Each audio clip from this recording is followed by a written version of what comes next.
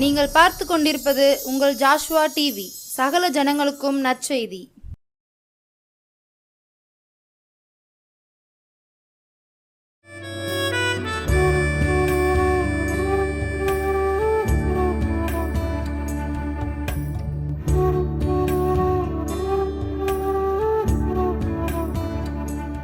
ஆண்டவரும் இரட்சகருமாகிய இயேசு கிறிஸ்துவின் நாமத்தினாலே ஜாஸ்வா டிவி நேயர்கள் அனைவருக்கும் அன்பின் சமாதான வாழ்த்துக்களை தெரிவித்துக் கொள்கிறேன். மற்றும் ஒரு நற்செய்தி நேரத்தில் உங்களை சந்திப்பதில் பெருமகிழ்ச்சி அடைகிறேன். ஆண்டவர் தாமே ஒவ்வொருவரையும் ஆசீர்வதிப்பாராக. அப்படியே நம்ம கர்த்தருடைய வார்த்தையை கேட்பதற்கு முன்பாக கண்களை மூடி ஒரு நிமிடம் ஜெபிப்போமா? அப்பா நம்மோடு பேசும்படியாக, நம்மோடு இடைபடும்படியாக, நமக்கு வேண்டிய எல்லா நன்மைகளையும் தரும்படியாக அப்பாவை நோக்கி பார்ப்போம். அப்பா பிதாவே, உம்மை துதிக்கிறோம் ஆண்டவரை, சோத்தரிக்கிறோம் அப்பா. தகப்பனே, இந்த வேளையிலும் நீங்கள் என்ன பேசுகிறீர்கள் என்பதை ஆசையோடு வாஞ்சையோடு கேட்கிற அந்த பிள்ளைகளுக்கு நீர் பேசும் ஆண்டவரே. உடைய வார்த்தை கடந்து வரட்டும் அப்பா. ஏசப்பா ஆண்டவரே, தகப்பனை என்னென்ன இயக்கங்களோடு தேவைகளோடு இருக்காங்களோப்பா எல்லாவற்றையும் சந்திங்கப்பா. தகப்பனே, நீர் தாமே ஆண்டவரை துக்கத்தில் இருக்கிற பிள்ளைகளை ஆறுதல் படுத்தி ஆண்டவரை அப்பா தகப்பனை அவர்களுக்காக பெரிய காரியங்களை செய்வீராகப்பா. தகப்பன் பேசுவீராக. வழி நடத்தும் இயேசுவின் மூலம் ஜெபிக்கிறோம் நல்ல பிதாவே. ஆமேன், ஆமேன். அந்த நாளிலும் தேவன் உங்களோடு பேசும்படியாக கொடுத்த தலைப்பு இருக்கிறேன், இருக்கிறவராக இருக்கிறேன் அப்படிங்கிற வார்த்தையை ஆண்டவர் கொடுத்தார். யாத்திராகமம் 3வது அதிகாரம் வசனம் 14. யாத்திராகமம் 3:14.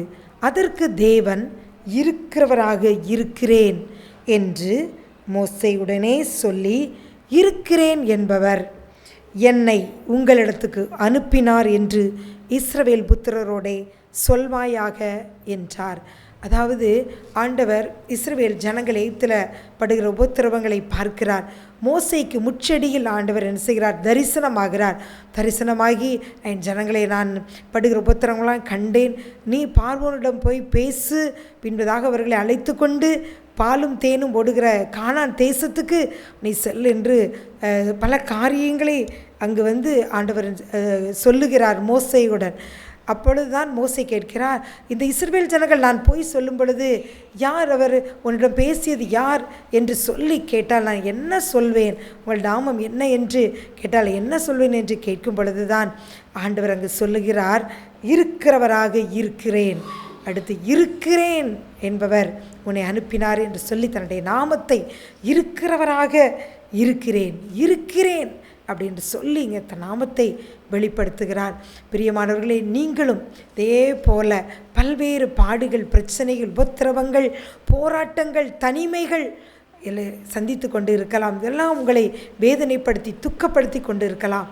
ஆனால் உங்களை பார்த்து எனக்கு ஆண்டவர் சொல்லுகிறார், நான் இருக்கிறேன் மகளே, நான் இருக்கிறேன் மகளே, நான் உன்னோடே இருக்கிறேன், நான் இருக்கிறவராக இருக்கிறேன். அன்றைக்கு மோசையிடம் தரிசனமாகி சொல்லி எப்படி இந்த ஜனங்களை எகிப்திலிருந்து நான் அழைத்து வந்தேனோ, அந்த இருக்கிறேங்கிற நாமத்தில் வெளிப்பட்டு அற்புதங்களை செய்தேனோ, அதே நாமத்தோடு, அதே வல்லமையோடு, அதே அதிகாரத்தோடு இன்றும் செயல்பட வல்லமையுடையவராக நான் இருக்கிறேன் அப்படின்னு சொல்லி ஆண்டவர் பார்த்து கொண்டிருக்கிற உங்களை பார்த்து சொல்லுகிறார். என்னை பார்த்து விசாரிக்கிறது யார் இருக்கிறா?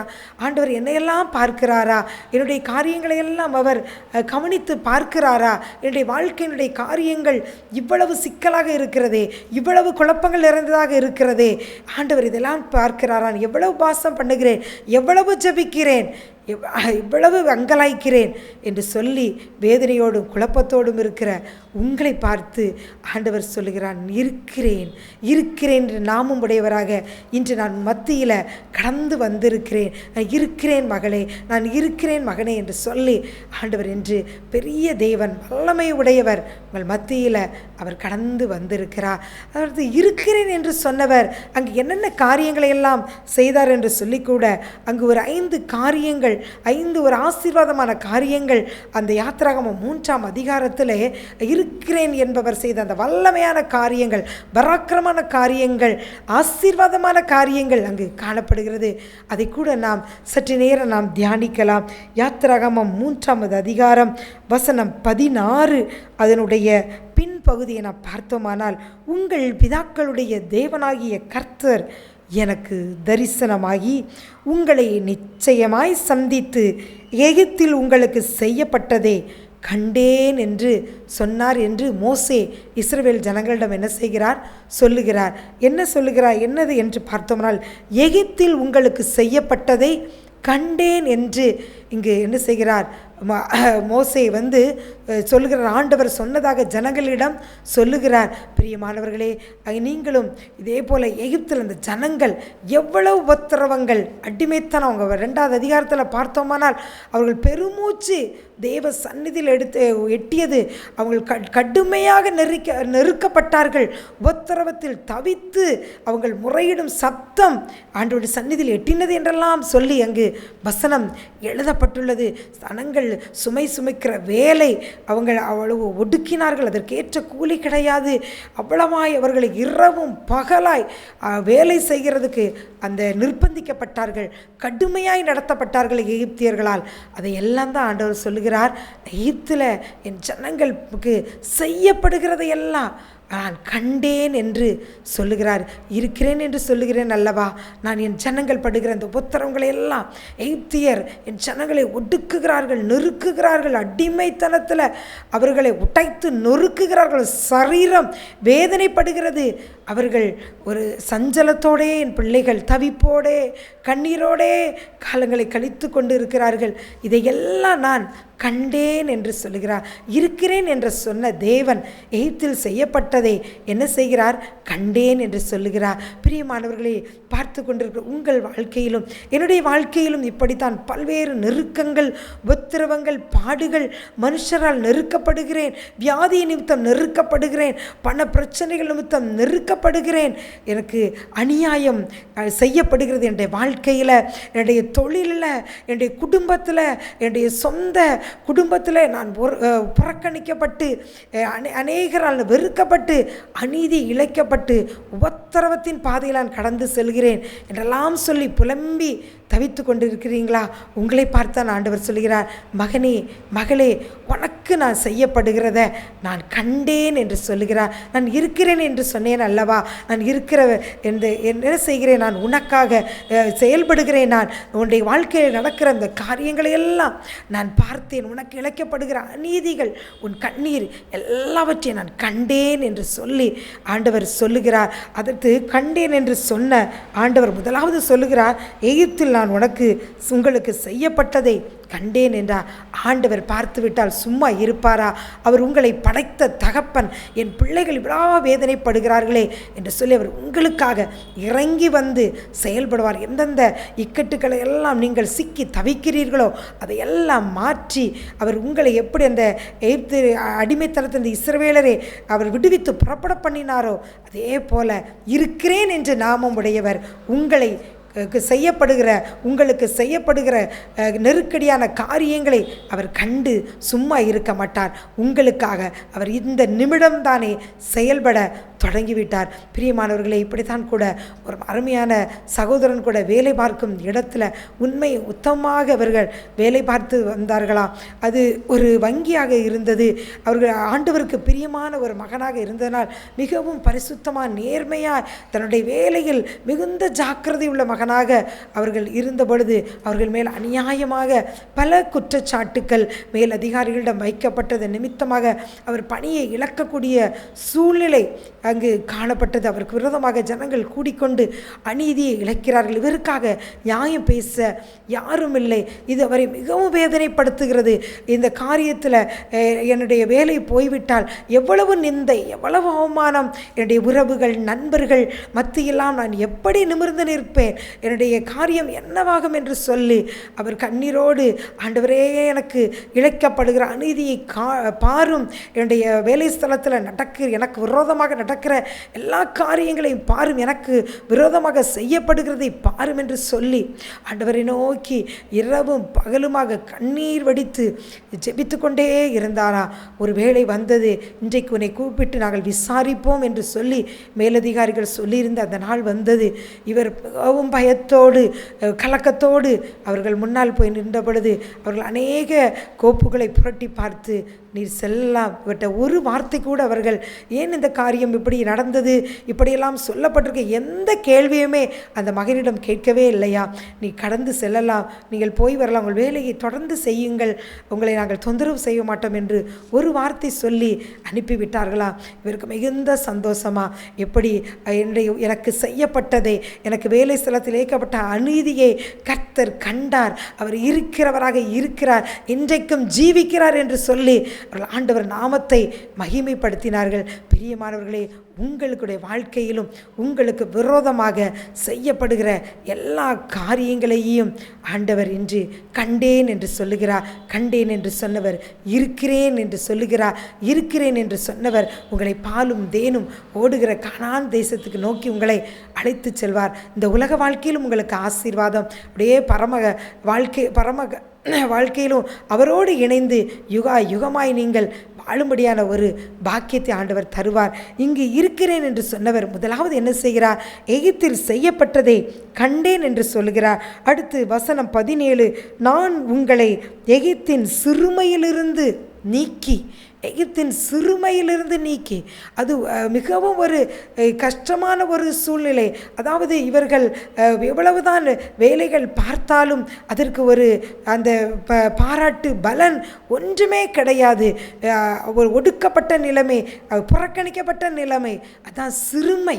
அந்த சிறுமையிலிருந்து ஆண்டவர் சொல்கிறார், நீக்கி பாலும் தேனும் ஓடுகிற தேசமாகிய கானானியர், ஏத்தியர், எமோரியர், பெரிசியர் என்பவருடைய தேசத்துக்கு கொண்டு போவேன் என்று சொன்னேன் என்றார் என்று சொல்லு அப்படின்னு சொல்லி இங்கே மோசைட்ட ஆண்டவர் சொல்லுகிறார். ரெண்டாவது என்ன செய்கிறோம்? முதல்ல எகிப்தில் செய்யப்பட்டதெல்லாம் நான் பார்த்துட்டேன் அப்படின்னு சொல்லி என் ஜனங்களை ஆறுதல் படுத்து நான் இருக்கிறேன்னு சொல்கிறாரு.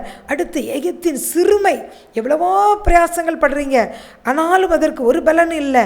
அந்த சிறுமையிலிருந்தெல்லாம் நான் உங்களை நீக்கி என்ன செய்வேன்? பாலும் தேனும் ஓடுகிற தேசத்துக்கு அழைத்து செல்வேன்னு சொல்கிறாரு. நீங்களும் சிறுமையை அனுபவிக்கிறீர்களா? நான் உண்மையாகத்தான் வீட்டில் நடந்து கொள்கிறேன், என் கணவருக்கு உண்மையா, என் மனைவிக்கு உண்மையா, என் பிள்ளைகளுக்கு உண்மையாய் நான் நடந்து கொள்கிறேன், ஆனாலும் அவர்கள் என்னை நேசிக்கவில்லை, என்னுடைய பாராமுகம் காட்டுகிறார்கள், நான் சிறுமைப்படுத்தப்படுகிறேன் அப்படின்னு சொல்லி வேதனைப்படுகிறீர்களா? ஆண்டவர் உங்கள் சிறுமையும் ஒடுக்கத்தையும் வருத்தத்தையும் நான் நீக்கி உனக்கு ஒரு நல்ல மகிழ்ச்சியான எதிர்காலத்தை தருவேன். உன்னுடைய சந்தோஷமாக நீ குடும்பத்தோடு நீங்கள் இருக்கும்படியான ஒரு அனுக்கிரகத்தை நான் தருவேன் என்று ஆண்டவர் சொல்லுகிறார்.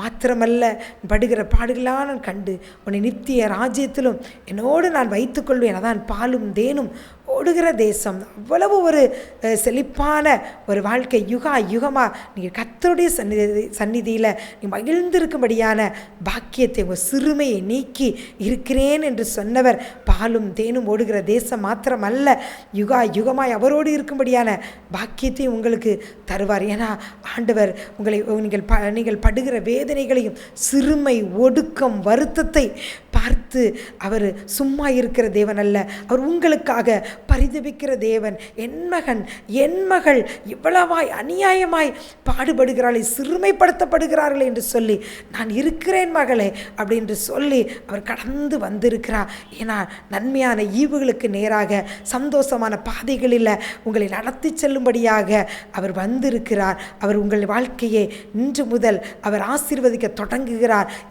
உங்களுடைய சிறுமையெல்லாம் நீக்குகிறார். உங்களுக்கு வெற்றியுள்ள ஒரு வாழ்க்கையை அவர் தருகிறார். இருக்கிறேன் என்று சொன்னவர் முதலாவது என்ன செய்தார்? எகிப்தில் உங்களுக்கு செய்யப்பட்டதை கண்டேன் என்று சொல்லுகிறார். கண்டேன் என்று சொல்லுகிறார். அங்கு நீங்கள் படுகிற சிறுமையெல்லாம் நான் நீக்குவேன் என்று சொல்லுகிறார். மூன்றாவதாக இருக்கிறேன் என்று சொன்ன ஆண்டவர் அங்கே என்ன செய்கிறார் உங்களுக்காக அப்படின்று பார்த்தோமானால், யாத்திராகமம் 3 வசனம் 20 அங்கு சொல்கிறது, ஆகையால் நான் என் கையை நீட்டி, ஆண்டவர் சொல்லுகிறார், இஸ்ரவேல் ஜனங்களை அவங்க அந்நிய தேசத்தில் அடிமையாக இருக்கிறதுனால, அந்த எகிப்தியர் என்ன செய்கிறாங்க, கடுமையான நெருக்கிறதுனால இஸ்ரவேல் ஜனங்களுக்கு அவர்கள் பெரியவர்களாக தெரிகிறார்கள். யார் இந்த ஜனங்களை இவர் கையிலிருந்து விடுவிக்கக்கூடும்? அப்படி ஒரு கேள்விக்குறி அங்கு காணப்படுகிறது. ஆண்டவர் சொல்லுகிறார், சர்வ வல்லமையுள்ள தேவன், நான் பராக்கிரமசாலி, நான் யுத்தத்தில் வல்லவர், நான் என் கையை நீட்டுவேன். என் ஜனங்களை யார் ஒடுக்குகிறார்களோ, யார் நெருக்குகிறார்களோ அவர்களுக்கு விரோதமாக நான் என் கையை நீட்டுவேன் என்று சொல்லுகிறார். அவர் வலதுகரம் பராக்கிரமம் செய்யுமே, அவர் வலதுகரம் வல்லமையை உடையதே. அந்த வலதுகரத்தை இன்னைக்கு ஆண்டவர் சொல்லுகிறார், உங்களை ஒடுக்குகிறவர்கள், நெருக்கிறவர்கள், அவர்கள் எப்பேற்பட்ட வலிமை படைத்தவர்களாக இருந்தாலும் சரி, அவர்களுக்கு பின்பதாக எவ்வளவு காரியங்கள் அது பலமானதாக இருந்தாலும் சரி, ஆண்டவர் என்று சொல்லுகிறார், நான் என் கையை நீட்டுவேன் என்று சொல்லுகிறார். அவர் கையை நீட்டினால் ஒருவரும் என்ன செய்ய முடியாது, தப்ப முடியாது. அவர் கையை நீட்டி அவர் வலதுகரம் உங்களை என்ன செய்யும், ரட்சிக்கும். அது உங்களுக்காக பலத்த காரியங்களை அது நடப்பிக்கும். பிரியமானவர்களே, அதனால் கவலைப்படாதீர்கள். இருக்கிறேன் என்று சொன்ன ஆண்டவர், நீங்கள் எந்த கண்ணியில் எந்த வலையில் சிக்கி தவிக்கிறீர்களோ அதிலிருந்து உங்களை விடுவிக்கும்படியாக அவர் கையை நீட்டுகிறார். நீட்டி என்ன செய்வாராம்? ஆண்டவர் அங்கு சொல்லுகிறார், எகிப்தின் நடுவிலே நான் செய்யும் சகல அற்புதங்களாலும் அதை வாதிப்பேன் என்று சொல்லுகிறார். கையை நீட்டி ஆண்டவர் என்ன செய்வேன் சொல்லுகிறார், நான் வாதிப்பேன். வாதிக்கிறது இந்த ஜனங்கள் தாங்க முடியாதபடிக்கு அவர்கள் உங்களை துரத்தி விடுவார்கள் என்று முன்னறிந்த தேவன் என்ன சொல்லுகிறார், நான் நிறைய அற்புதங்கள் அடையாளங்கள் நான் உங்களுக்காக செய்வேன். செய்து அந்த ஜனங்களை, உங்களை உபத்திரப்படுத்துகிற ஜனங்களை என் கையை நீட்டி நான் என்ன செய்வேன், வாதிப்பேன் என்று சொல்லுகிறார். அப்படி சொன்ன தேவன் 10 வாதைகளை அனுப்பினார். அந்த ஜனங்களை வாதித்தார். பின்பதாக அவர்களே இவர்களை தேவனை ஆராதிக்கும்படியாக நீங்கள் கடந்து செல்லுங்கள் என்று சொல்லுகிற அளவுக்கு அவருடைய கர்த்தருடைய கரம் அங்கு வல்லமையாக செயல்பட்டது. பிரியமானவர்களே, உங்களுக்கும் ஒரு கரம் இருக்கிறது. அந்த வலது கரம் பராக்கிரமம் செய்யும் கரம், அது உங்களுக்கு நேராக நீட்டப்பட்டிருக்கிறது. உங்களுக்கு தொழிலுக்கு விரோதமாக செயல்படுவர்களுக்கு நேராக, உங்கள் சரீரத்துக்கு விரோதமாக போராடுகிற வல்லமைகளுக்கு எதிராக, உங்கள் குடும்பத்தில் காரணம் இல்லாமல் போராடுகிற அசுத்தாவியின் வல்லமைகளுக்கு எதிராக இன்று கர்த்தருடைய கரம் நீட்டப்பட்டுள்ளது. கர்த்தர் இறங்கி வந்து வல்லமையான காரியங்களை செயல்படுத்துவார். உங்களுக்காக அவர் கரத்தை நீட்டி எதிரியே வாதிப்பார். உங்கள் வாழ்க்கையில் அற்புதங்களை ஆண்டவர் செய்வார். 3வது காரியமாக அவர் இருக்கிறேன் என்று சொன்னவர் உங்களுக்காக கையை நீட்டுகிறார். மாத்திரமல்ல, இருக்கிறேன் என்று சொன்னவர் அடுத்ததாக என்ன காரியம் செய்கிறார் என்று பார்த்தோமானால், யாத்திராகமம் 3 வசனம் 21, அப்பொழுது இந்த ஜனங்களுக்கு எகிப்தியரின் கண்களில் தயவு கிடைக்க பண்ணுவேன். அவங்க இருக்கதே ஒரு அடிமை தனமான இடம், தேசம், அடிமை. அந்த ஜனங்கள் இவர்களை அடக்கி ஆளுகிறார்கள். அந்த ஜனங்கள் கண்களில் நான் தயவு கிடைக்க பண்ணுவேன் என்று சொல்லி 4வதாக ஒரு ஆசீர்வாதத்தை ஆண்டவர் அங்கு கொடுக்கிறார். அதே போல தான் பிரியமானவர்களே, யார் யார் கண்களெல்லாம் உங்களுக்கு தயவு கிடைக்க வேண்டும், இந்த மனுஷர் கண்களில் எனக்கு தயவு கிடைக்க வேண்டும், கர்த்தர் கண்களையும் எனக்கு தயவு கிடைக்க வேண்டும் என்று சொல்லி நீங்கள் போராடி ஜெபித்து கொண்டிருக்கிறீர்களா? எல்லார் கண்களிலும், உங்கள் எதிரிகள் கண்களில் கூட ஆண்டவர் உங்களுக்கு தயவு கிடைக்க பண்ணுவேன் என்று சொல்லுகிறார். அவர்கள் மூலமாகவே உன் வாழ்க்கையில் நான் நன்மை செய்வேன், ஏனென்றால் நான் இருக்கிறவராக இருக்கிறேன் என்று சொல்லி ஆண்டவர் என்று உங்களுக்கு சொல்லுகிறார். அடுத்து 5வதாக பார்த்தோமானால், நீங்கள் போகும்போது வெறுமையாய் போவதில்லை என்று சொல்லி அங்கே இருக்கிறேன் என்று சொன்ன ஆண்டவர் சொல்லுகிறார். எல்லாம் செய்துவிட்டேன், நான் உங்களுக்கு செய்யப்பட்டதை காண்கிறேன், உங்கள் சிறுமையை நீக்குகிறேன், என் கையை நீட்டி எதிரியை வாதிப்பேன், அற்புதங்கள் செய்வேன், கண்களில் தயவு கிடைக்க செய்வேன். மாத்திரமல்ல, கடைசியாக எல்லாம் செய்துட்டு சரி புறப்பட்டு போங்க அப்படின்னு சொல்லி நான் உங்களை வாங்க பாலுந்தேனும் தேச கொடுத்துக்கு நான் உங்களை அழைத்து போகிறேன்னு சொல்லி நான் செய்ய மாட்டேன். எவ்வளவு நீங்கள் பாடுபட்டிருப்பீர்கள், எவ்வளவு சரீர முயற்சி, எவ்வளவு வேதனை, களைப்புகள், எத்தனை பாடுகள், அத்தனைக்கும் பதிலாக நான் உங்களை வெறுமையாக என்ன செய்யப்படவில்லை, வெறுமையாய் நீங்கள் போகும்போது போக விடுவதில்லை. அந்த எகிப்தியரிடமிருந்து வெள்ளி உடைமைகளையும் பொன்னுடைமைகளையும் கேட்டு வாங்கும்படி நீங்கள் ஒவ்வொருவரும் தரிப்பித்து கொண்டு நீங்கள் ஒரு பரிபூரண ஆசீர்வாதத்தோடு தான் அந்த எகிப்திலிருந்து உங்களை கடந்து செல்ல நான் அழைத்து செல்வேன் என்று சொல்லி இருக்கிறேன் என்று சொன்னவர் இந்த 5 காரியங்களை மோசேயுடன் அங்கே சொல்லுகிறார். சொன்னதை இஸ்ரவேல் ஜனங்களிடம் மோசே சொல்லுகிறார். அதை இன்று பார்த்து கொண்டிருக்கிற உங்களுக்கும் ஆண்டவர் சொல்லுகிறார். நீ எல்லாவற்றையும் இழந்து விட்டே, ஆண்டவர் இருக்கிறேன் என்று சொன்னாரே, இதை என்னை அழைத்து வருவேன் சொன்னாரே, இழந்ததெல்லாம் எப்படி கிடைக்கும் என்று சொன்ன ஆண்டவர் தான். ஆண்டவரை பார்த்து நீங்கள் கேள்வி கேட்கிறீர்களா? அவர் தான் உங்களை பார்த்து சொல்லுகிறார், நீங்கள் வெறுமையாய் போவதில்லை, நான் உங்களுக்கு எல்லாவற்றையும் தரிப்பித்து நீங்கள் கீர்த்தியும் புகழ்ச்சியுமாய் இருக்கும்படி செய்து உங்களை நித்திய மாட்சிமையோடு மகிழ்ச்சியோடும் ஆடலோடும் பாடலோடும் சந்தோஷத்தோடும் நீங்கள் கடந்து செல்லும்படியாக நான் அழைத்து வருவேன் என்று சொல்லுகிறார். இருக்கிறேன் என்று சொன்னவரை நீங்கள் இறுக பிடித்து கொள்ளுங்கள். அவர் உங்கள் வாழ்க்கையில் பெரிய நன்மைகளை செய்வார். அப்படி கண்களை மூடி ஜெபிப்போமா? அப்பா பிதாவே, உம்மை துதிக்கிற ஆண்டவரே, சோத்தரிக்கிற ஆண்டவரே, நீங்கள் சொன்னீங்கப்பா, நான் இருக்கிறவராக இருக்கிறேன் இருக்கிறேன் என்று சொன்னீரேப்பா. இந்த வார்த்தைகள் பார்த்து கொண்டிருக்க ஒவ்வொரு வாழ்க்கையிலும் அப்பா ஆண்டவரை என்னென்ன காரியங்கள் எனக்கு விரோதமாக செய்யப்படுகிறது என்று யார் இதை கேட்பார் என்று யாரெல்லாம் புலம்பலோடு கண்ணீரோடும் இருக்கிறார்களோ அவருடைய வாழ்க்கையில் வல்லமையான கரம் நீட்டப்படுவதாக. கர்த்தர் இப்பொழுதே கிரியை நடப்பிக்க தொடங்கியதுக்காக நன்றி ஆண்டவரே. சத்துரு சரீரத்தை பாதிக்கிற எல்லா பிணிகளும் இயேசுவின் நாமத்தினாலே மாறிப்போவதாக. உடைய தழுமுள்ள கரம் தொட்டு சுகப்படுவதாக. அப்பா, இன்னும் வெறுமையாக இருக்கிறேனே, என்னுடைய கணவருடைய குடி, என்னுடைய பிள்ளைகளுடைய தவறான வழி நடத்துதல் எல்லாவற்றினாலும் என்னுடைய மதீனமான நடக்கை இதனால் இழந்து வெறுமையாய் நிற்கிறேனே, ஆண்டவர் என்னை இருக்கிறேன் என்று சொல்லுகிறார், எனக்கு என்ன தருவார் என்று சொல்லி அழுகையோடு நிற்கிற உங்களை பார்த்தான் ஆண்டவர் சொல்லுகிறார், நீ வெறுமையாய் போவதில்லை, நான் இருக்கிறேன், இன்றைக்கும் இருக்கிறேன், ஜீவிக்கிறேன், உனக்கு எல்லாவற்றையும் தரிப்பித்து இழந்ததையெல்லாம் திரும்ப கொடுத்து உன்னை சந்தோஷத்தினால் நிரப்புவேன் என்று சொல்லுகிறார். இன்னும் தேர்வு எழுத போகிற பிள்ளைகளுக்காக கூட விசேஷமாக ஜெபிக்கிறேன். அப்பா, தேர்வு எழுதுகிற ஒவ்வொரு பிள்ளைகளையும் அப்பா உடைய ஞானத்தின் ஆவியினால் நிரப்புவீராக. ஒவ்வொரு பிள்ளைகளையும் நீர் கரம் பிடித்து எழுதுவீராக. உயர்ந்த மதிப்பெண்களை பெறட்டும். ஞானத்தில் குறைவுள்ள பிள்ளைகளுக்கு விசேஷித்த ஞானத்தை கொடுப்பீராக. நீரே கரம் பிடித்து எழுதி ஆண்டவரே நல்ல மதிப்பெண்களை வாங்கும்படியான கிருபையை தருவீராக. ஒவ்வொரு ஜனங்களையும் ஆசீர்வதித்து ஜெபிக்கிறோம். ஜெபம் கேளும் நல்ல பிதாவே, ஆமீன்.